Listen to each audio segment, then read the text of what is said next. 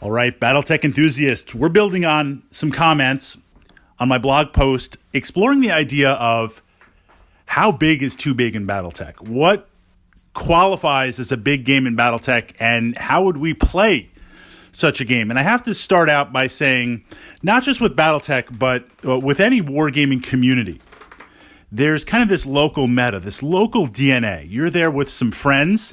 You all have your player personalities. They kind of merge together. And over time, whatever the gaming system is, but in this case, Battletech, based on the missions you enjoy, the mechs you enjoy, the physical space, the time, the location, how often you can play, is going to generate a standard game.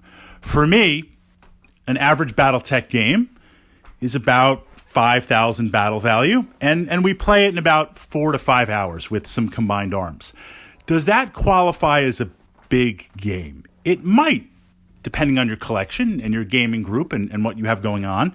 But let's say we bump it out to, this is Succession era Inner Sphere, right? Clans are a lot more expensive and they play faster, well, expensive in battle value. We'll look at that.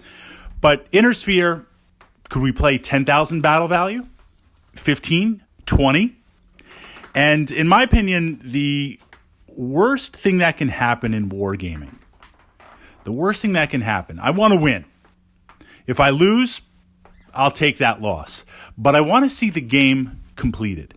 I want to see someone win, loss, draw. I want to know what happens, right? That one mech that's completely blown off and limping to the end. Can it make it, right? Can it make it there? I want to know. I don't want to run out of time.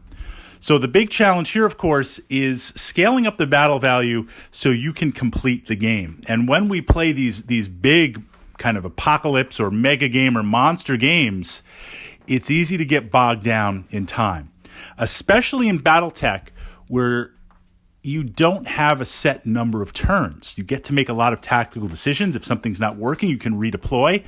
That's one of the strengths of the game versus, say, like something like Warhammer 40,000, which forces you, good or bad, to play the game out over X number of turns. Even if you want to make another tactical decision, even if you see another tactical opportunity, you often can't act on it because you have this hard timer that Games Workshop is saying you have to complete your game. That doesn't exist in Battletech. The nature of that, of course, possibly works against you.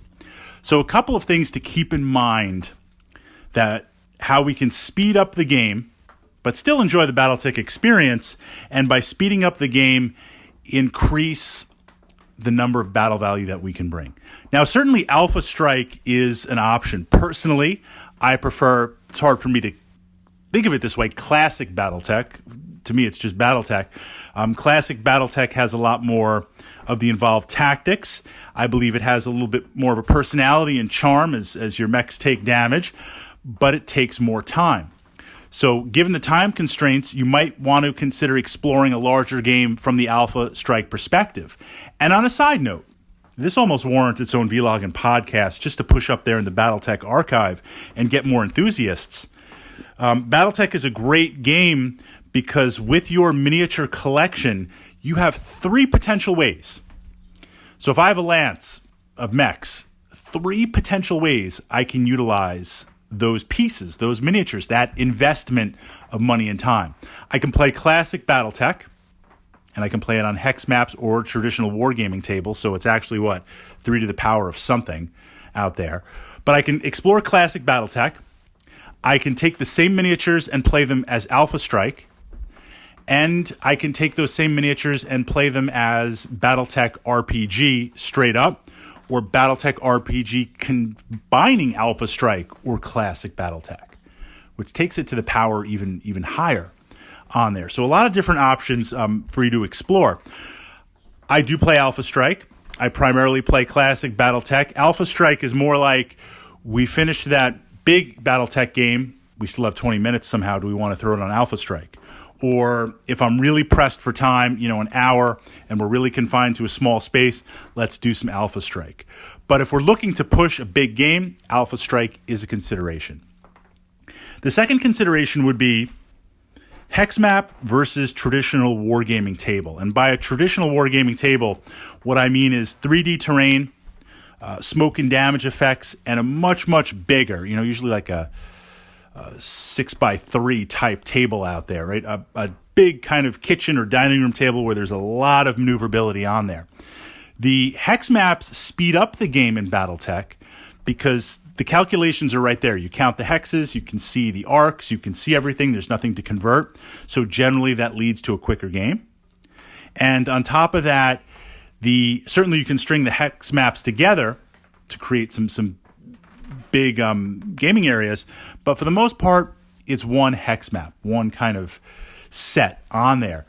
This brings your mechs to danger close, to close, short range, 3, 4, 5 hexes, very, very fast. That's not to say there isn't any maneuverability, but once you make contact with opposing mechs, you are locked in.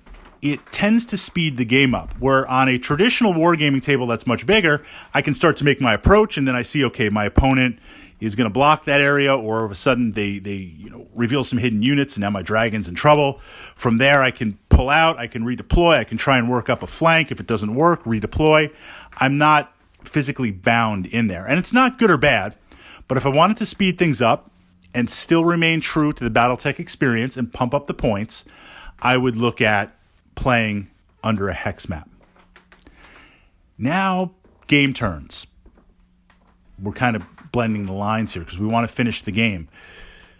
While I enjoy the openness of Battletech in that there is no definite timer on it until the mission objectives are secure, there is nothing wrong, and I've done this with X-Wing miniatures and Warhammer 40,000, where, look, we're going to play 6 turns. We're going to play X number of turns.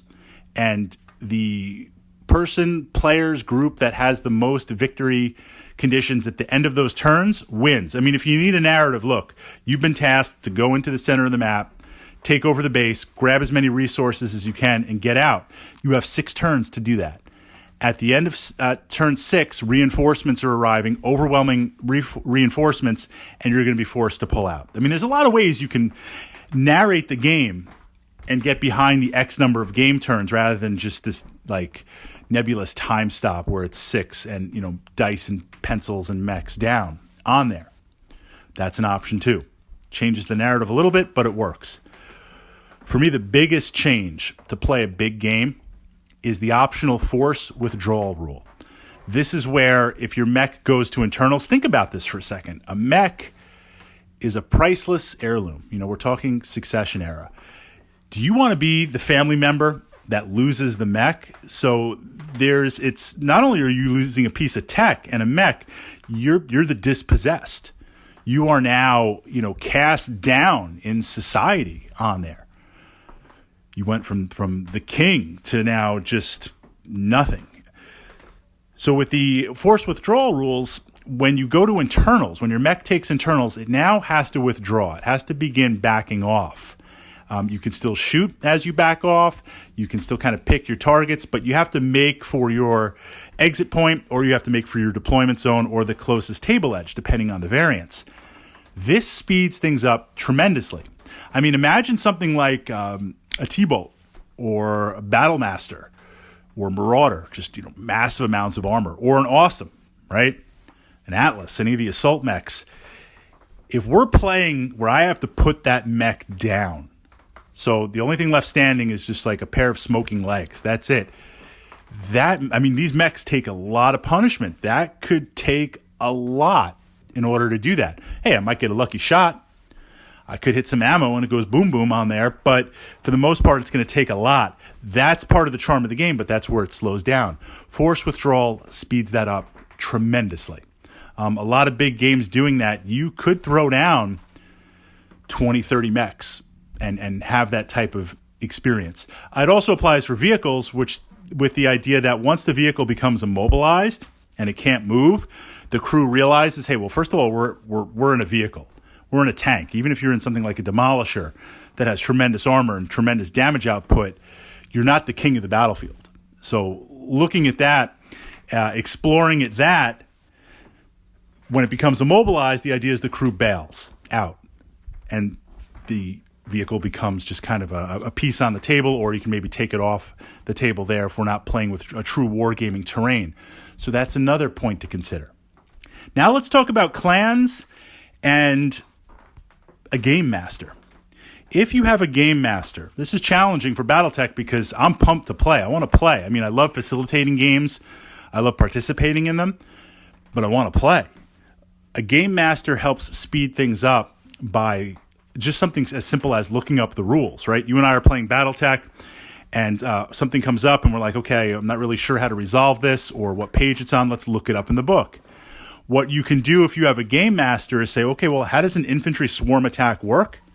All right, let's look it up. Game master will look it up, and we'll continue playing, doing this combat here, and then come back to it. A game master can also facilitate keeping track of initiative, some minor bookkeeping issues, maybe some movement modifiers if there's a question. The little things that would drag down by being magnified tremendously when you're doing 20 or 30 mechs on there in classic Battletech. It helps to speed things up. And then finally, the clans. I've been really loving the clans. We've been playing Inner Sphere 2 and Succession Era, but we've been playing kind of heavy clans since January. And right now, as of this posting, this vlog, this podcast, it is June 1st or May 31st, depending on when it posts, somewhere around there. Let's say end of May. And in playing the clans, the one thing that I've noticed is they play very, very quick. And I'm not talking about physical speed on the table. They're pretty quick, too. I mean, you've got assault mechs moving like heavy mechs moving like medium mechs, and light mechs moving blazing fast across the table. It really messes with your perspective. But the clans go quicker because their weapon ranges are longer, their weapons put out more damage, and their battle value is higher. So you can play a higher point game with a few less pieces on the table. Clan games tend to play quicker, whether it's clan versus clan, because you're chewing through those armor bubbles quicker, or if it's clan versus Inner Sphere. That's the checklist. Those are the questions I would begin looking at if we're talking about potentially playing a big Battletech game or looking to organize a Battletech game where we can get the most model mass on the table, complete the game in 4 or 5, 6 or 7 hours, and make sure that everyone has a really, really good time.